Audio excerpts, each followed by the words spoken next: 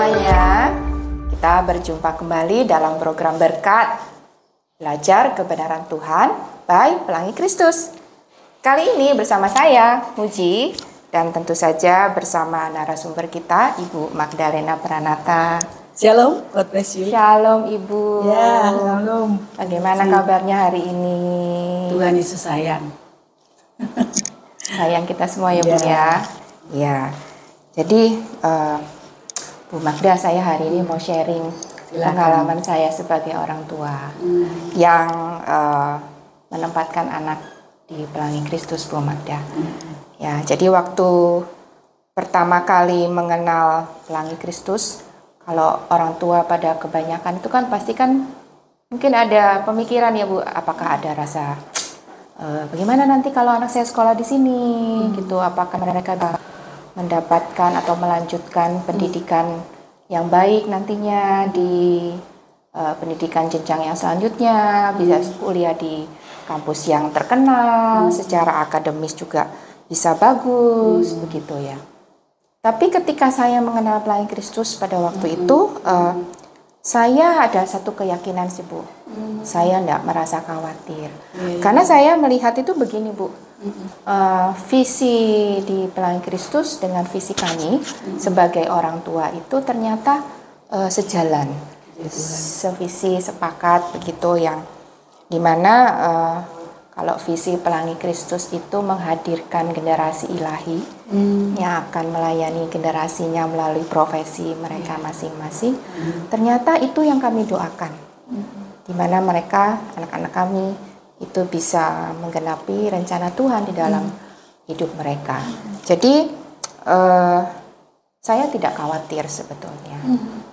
Kemudian ketika itu juga kami melihat bagaimana kurikulum Pelangi Kristus itu ternyata biblical center. Ya, jadi berpusat kepada Kristus, anak-anak diajar firman Tuhan, belajar mengasihi Tuhan. Jadi bagi kami sebagai orang tua itu adalah sesuatu yang fundamental Bu. Jadi kami tidak khawatir begitu. Kemudian yang bagi kami juga ya, kalau masalah nanti bisa kuliah nggak, dapat universitas atau kampus yang bagus atau tidak, kalau bisa Bu, itu puji Tuhan, itu bonus bagi kami. Tapi kalau enggak, so what? Ya kan Bu? Ya, bagi kami yang terpenting itu bagaimana anak-anak itu bisa menjalani, melakukan kehendak Tuhan, panggilan Tuhan di dalam hidup mereka. Itu bagi kami yang lebih penting juga. Good. Kemudian hal kedua Bu, yang juga menjadi pertimbangan kami ya, ketika di Pelangi Kristus kan muridnya sedikit, ya kan? Nah, jadi mungkin orang melihat, gak khawatir sih anaknya nanti nggak bisa berteman, nggak bisa bersosialisasi, kan muridnya cuma sedikit, gitu ya. Apakah nanti bisa dapat komunitas yang baik ketika bersekolah di Pelangi Kristus? Nah, saya juga mau sharing, ternyata kekhawatiran itu tidak terbukti. Itu karena apa? Karena saya melihat nih, ternyata tidak ada korelasi memiliki teman yang banyak itu akan menjamin memiliki kualitas pertemanan yang baik dan sehat.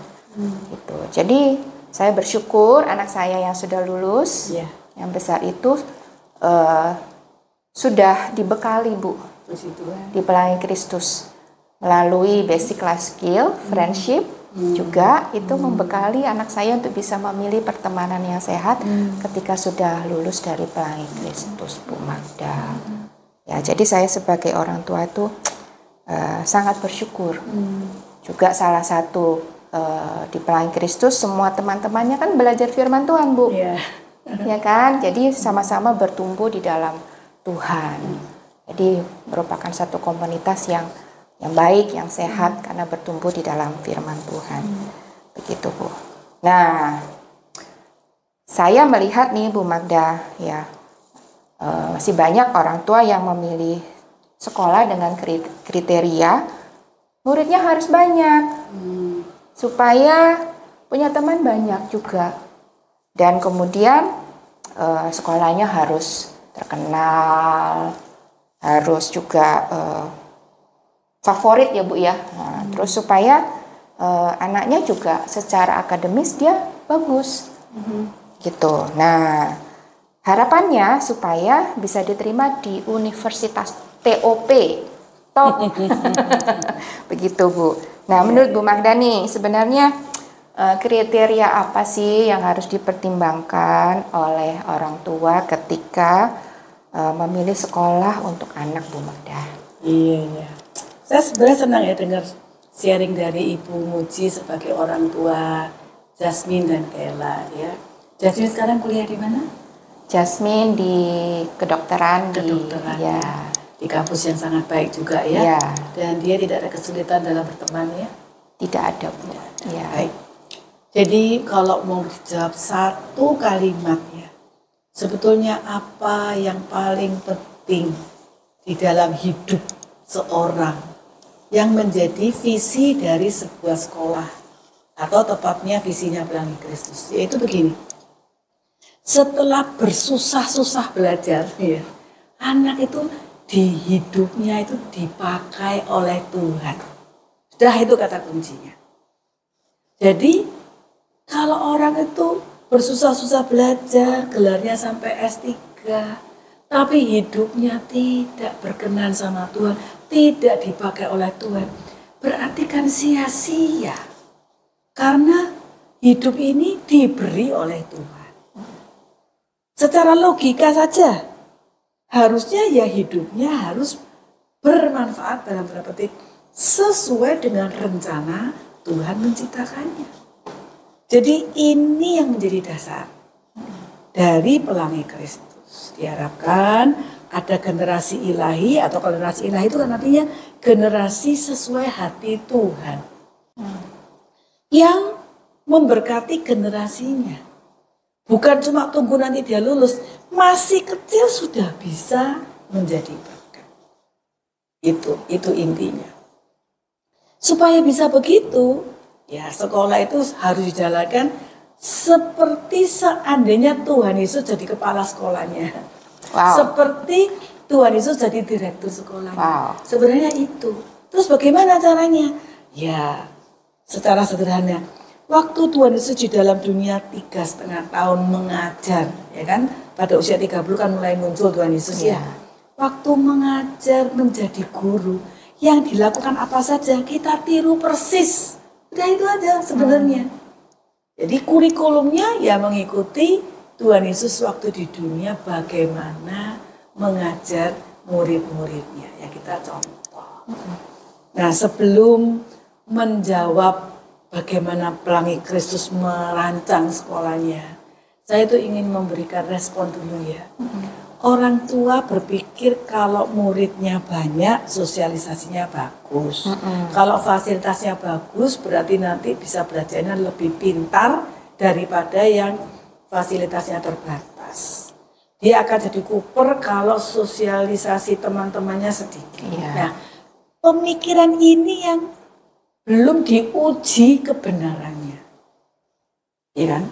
Karena anak itu kalau memang kuper, introvert, mau temannya banyak, temannya sedikit, sama. Betul. Itu intinya.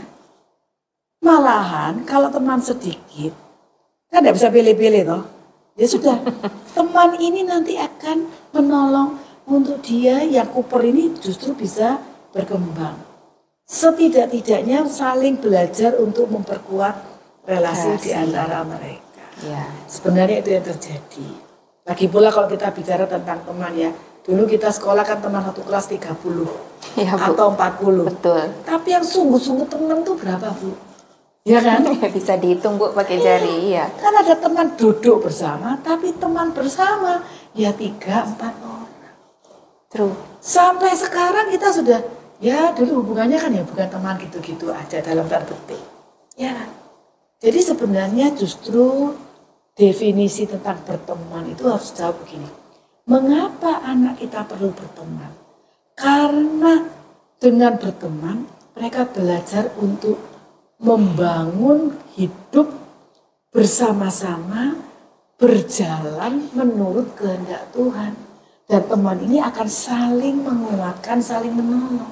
Jadi yang namanya teman itu hanya dalam tanda petik ketika bisa saling memberkati, saling menolong, saling menguatkan. Itu yang dikatakan dalam Alkitab sebagai pergaulan yang baik. Jadi bukan banyaknya teman, tapi benarnya teman sebenarnya begitu. Iya, Bu. Ya kan? Lalu kalau berpikir tentang fasilitas belajar, saya kasih contoh lah. Banyak sekali tokoh-tokoh sains, orang hebat-hebat, itu dari keluarga tidak mampu, belajar pakai lilin, tidak punya fasilitas sekolah pada masa lalu. Itu kan tidak ada fasilitas apa-apa. Tapi yang terjadi mereka jauh lebih menjadi pembelajar, orang yang berhikmat, orang yang meneliti luar biasa. Jadi fasilitas itu tidak menjadi dasar untuk menolong murid bisa belajar yang baik. Tapi harus dibangun dari dalam. Motivasi belajar, pola pikir yang benar tentang mengapa saya belajar, motivasi belajar yang benar, dan aktif belajar. Sekarang ini, pemerintah Indonesia maupun sekolah-sekolah privat di Indonesia mulai menyadari ya, isu tentang merdeka belajar itu kan sebenarnya begini. Kalau dulu yang terjadi di classical school itu guru mengajar, tapi tidak berarti murid belajar. Betul. Itu kan, guru mengajar tidak otomatis muridnya belajar. Iya. Murid cuma duduk dengar, dia mau tidur, mikir yang lain, tidak ada yang tahu. Nah, jadi pemikiran bahwa fasilitas itu menjamin kualitas itu yang perlu dipertanyakan ulang. Nah, tapi bukan berarti lalu Pelangi Kristus sekolahnya apa adanya, nggak punya fasilitas, sekolahnya kecil saja, tidak. Sebenarnya untuk Tuhan kita ini mau melakukan yang terbaik. Itu sebabnya sejak pertama dibangun kelas, itu sudah dirancang kelasnya ber-AC. Bukan karena supaya orang tua senang, fasilitasnya AC, enggak. Tapi karena kita menyadari kota Surabaya ini cuacanya memang cukup panas. Kalau tidak ber-AC, jendela dibuka, udara kotor masuk, polusi, hawa tidak nyaman masuk, berkeringat. Belajarnya enggak bisa maksimal. Jadi AC itu diberikan sebetulnya bukan untuk fasilitas yang misalnya kita tulis Pelangi Kristus, kelasnya ber-AC, sebenarnya enggak, bukan itu. Tapi supaya anak-anak itu belajarnya itu senang, nyaman, bisa tahan lama, kan gitu. Ya kan? Jadi ketika kami merancang sekolah, yang penting itu adalah anak-anak mengalami bahwa dirinya berharga, dicintai Tuhan, dan mereka belajar dengan motivasi. Saya hidup ini mau dipakai oleh Tuhan. Itu yang kita bangun. Karena itu, yang pertama terpenting dan terpenting fasilitas itu adalah guru. Gitu. Guru yang merepresentatifkan Tuhan Yesus. Karena tadi saya sudah bilang, menerapkan Tuhan Yesus yang seolah-olah kepala sekolah, ya kan, yang mengajar. Jadi number one di Pelangi Kristus, kita ingin setiap guru itu bukan saja mempunyai karakter Kristus, tapi mempunyai hati Kristus, menghadirkan Kristus. Dan untuk itu tidak bisa terjadi melalui training-training, tapi melalui guru yang menundukkan diri dalam pimpinan Roh Kudus. Guru yang sudah mengalami kelahiran baru, yang sudah mengalami relasi pribadi dengan Tuhan, yang terpanggil membagi hidupnya untuk memberkati anak-anak. Bagi saya itu fasilitas terpenting. Jadi setiap orang tua Kristen kalau ke sekolah Kristen harus bertanya, guru-gurunya baca Alkitab tiap hari enggak? Loh, itu yang lebih penting daripada tanya labnya gimana, AC ada enggak, gurunya S1 atau S2, bukan. Walaupun itu baik. Tapi yang terpenting kita harus tahu gurunya ini mengasihi Tuhan atau enggak. Gurunya ini terpanggil untuk melayani Tuhan atau enggak. Dia akan diskriminatif atau enggak. Atau dia setiap anak dicintai karena dia mengasihi Tuhan. Nah, jarang sekali, ini menurut saya belum observasi. Jarang sekali orang tua kalau ke sekolah tanya, bolehkah saya tahu, guru-guru di sini, apakah mereka semua adalah murid Kristus yang dibuktikan dengan mereka melakukan saat teduh, mereka melayani dengan hati, mereka sudah sungguh-sungguh menerima Tuhan Yesus? Jarang toh. Tanyanya biasanya uang sekolahnya berapa? Betul.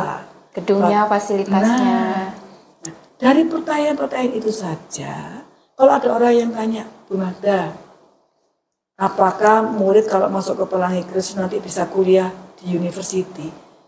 Padahal kita ini sudah meluluskan alumnus itu sudah 15 angkatan dan semuanya berhasil dalam hidup. Mereka masuk ke perguruan tinggi, mereka bekerja, mereka hidup baik-baik, ya tidak berarti 100% ya. Mungkin ada yang juga struggle. Tapi masuk ke sekolah, ke kampus di dalam luar negeri yang bereputasi, dan mereka lulus juga kebanyakan itu outstanding, atau istilahnya itu cum laude. Kenapa kok bisa begitu? Karena satu, murid-murid itu mengasihi Tuhan, diajar ya. Kedua, murid-murid itu benar-benar belajar. Karena kita menerapkan dua model belajar. Satu, belajar mandiri menggunakan modul. Tapi dalam bahasa Inggrisnya itu kan PACE, ya kan? Dimana mereka, kalau mereka tidak belajar, tidak maju, ya tidak mungkin ini bisa bergerak, ya kan? Nah, jadi pasti mereka belajar. Mulai dari kelas basic sampai kelas 12. Metode pembelajarannya itu adalah murid belajar aktif. Yang sekarang digiatkan oleh pemerintah, belajar mandiri, belajar merdeka. Iya kan? Guru jadi fasilitator. Kalau kita more than fasilitator. Guru menjadi orang yang menginspirasi, memotivasi, menjadi gembala, menjadi servant leader, menjadi pendoa, menjadi mentor. Pokoknya semua yang Tuhan Yesus lakukan, setiap guru harus melakukan seperti itu. Jadi murid-murid itu bisa mengalami, di sini tuh saya seperti zamannya Tuhan Yesus tuh, anak-anak diberkati Tuhan. Sekarang Tuhan memberkati melalui selain papa mama di rumah, tapi juga guru-guru. Jadi ini yang paling penting. Nah, kekhawatiran orang tua itu adalah masalah mindset. Meskipun sudah dijelaskan, kalau mindsetnya itu nggak berubah, ya tetap tidak percaya. Tapi saya cukup gembira karena sekarang sangat banyak sekolah Kristen yang sudah mulai memikirkan tentang murid belajar mandiri. Guru harus mengajar dengan hati. Kan sudah mulai begitu. Ya karena itu yang jauh lebih penting. Tapi mengenai meyakinkan orang tua, kalau menurut kami ya prinsipnya begini. Kita menaati pimpinan Tuhan. Sebab Pelangi Kristus itu lahir bukan ide otentik Magdalena, bukan. Tapi Tuhan itu menyatakan, di mana anak-anakku belajar untuk mengasihi Tuhan? Selain di rumah, orang tua Kristen butuh partner. Sekolah Kristen, di mana mereka bukan belajar ilmu pengetahuan, mengasihi Tuhan. Di mana mereka belajar mencari dulu kerajaan Allah. Di mana mereka belajar berkomitmen memberi hidup yang terbaik. Di situ saya menjawab, Tuhan, kalau Tuhan panggil saya, beritahu saya, what should I do? Nah, disitulah lahirnya Pelangi Kristus. Jadi, apa yang dikerjakan Pelangi Kristus adalah menerjemahkan hatinya Tuhan Yesus semaksimal mungkin. Bahwa kalau sekarang belum punya gedung besar, itu bukan disengaja, ya kan? Tapi karena kemampuannya masih terbatas. Jadi dari apa yang kita punya, kita wujudkan menjadi sarana pembelajaran murid, supaya mereka bisa belajar yang terbaik. Jadi apakah kami ingin punya sekolah yang besar? Ingin. Tapi Tuhan belum memberikan kesempatan itu dengan adanya biaya atau dana yang cukup besar. Jadi kita ini percaya bahwa sekarang ini Pelangi Kristus itu hidupnya seperti begini. Diberkati berapa, semua untuk mendukung kesejahteraan guru dan untuk operasional dan untuk fasilitas murid. Tidak ada yang diambil untuk tabungannya pengurus, tidak ada. Semua pengurus itu volunteer untuk Tuhan Yesus. Mungkin kata volunteer kurang cocok. Pengurus memberikan hidupnya untuk Tuhan, jadi tidak menerima uang 1 rupiah pun. Tapi pengurusnya sudah punya pekerjaan samping toh, jadi pengurus benar-benar sebagai pelayanan bagi Tuhan. Apakah ini menjawab Ibu Muji yang anaknya 2 orang sudah didedikasikan di Pelangi Kristus? Ya Bu, terima kasih sudah memberikan jawaban yang begitu jelas, begitu gamblang. Juga bisa menjadi panduan terutama Bu bagi para orang tua yang menyaksikan podcast hari ini. Bagaimana sebetulnya kriteria untuk kita bisa memilih sekolah, ya tentu saja bukan perkara yang mudah ya Bu ya. Kalau kita bisa dipandu seperti ini akan sangat menolong bagi para orang tua. Dan di Pelangi Kristus juga sudah menyediakan ya, kriteria-kriteria yang tadi yang sudah Ibu sampaikan. Ya, jadi fasilitas itu ternyata tidak menjadi jaminan ya Bu ya. Kalau misalnya fasilitasnya bagus, fasilitasnya lengkap, gedungnya bagus, tapi kalau tidak ada guru-guru juga yang menunjang, yang cinta Tuhan, yang meneladani Kristus, yang mengasihi Kristus, itu juga pasti akan tidak bisa mendapatkan seperti yang Tuhan mau ya. Amin. Ya. Jadi terima kasih Bu Magda untuk hari ini, untuk sharingnya bagaimana para orang tua bisa memilih sekolah yang tepat ya, sesuai dengan kehendak Tuhan. Kiranya banyak orang tua yang mendengar ya, ataupun keluarga-keluarga yang menangkap kalau Tuhan mendorong untuk anak-anak kita dipersiapkan dengan serius. Salah satu sekolah yang boleh didoakan adalah Pelangi Kristus, karena kami bukan serius demi orang tua. Kami serius untuk Tuhan Yesus dan menjadi sahabat bagi orang tua yang komitmen dan serius. We are here to support your calling to be a trustworthy parents, to serve your children for the glory of God. That God may use your children's life for His kingdom's sake. Begitu. Amin. Terima kasih. Tuhan memberkati kita semua. Sampai jumpa di episode selanjutnya. Tuhan Yesus memberkati. God bless you.